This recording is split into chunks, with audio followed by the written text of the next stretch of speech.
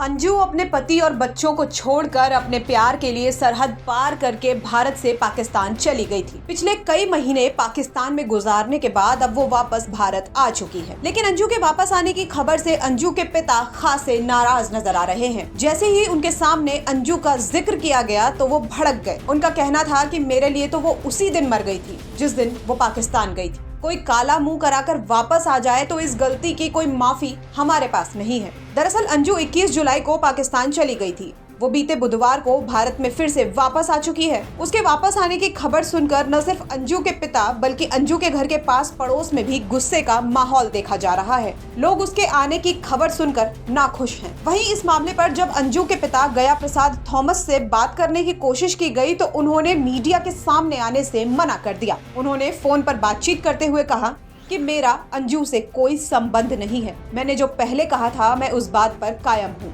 अब वो वापस आ गई है तो ये मेरा मैटर ही नहीं है। अरविंद जाने अब कि आगे क्या करना है, क्योंकि एफआईआर उसी ने दर्ज करवाई है, या फिर पुलिस जाने।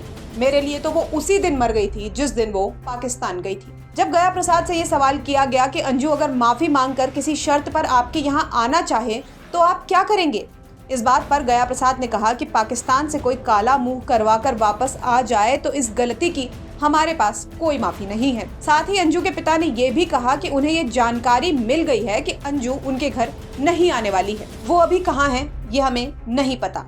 हम पहले ही बोल चुके हैं कि मेरी उससे कोई बातचीत नहीं हुई है।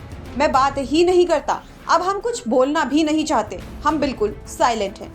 इसमें हमारा कोई रोल नहीं है। मेरी तबीयत ठीक नहीं है। अब मेरे बोलने का कोई तात्पर्य भी नहीं रह जाता। हमारी सुनेगा कौन और फायदा भी क्या है। मैं बाप हूँ और बाप की कौन सुनता है। साथ ही उन्होंने अंजू के भारत आने के कारण पर भी सवाल उठा दिया है।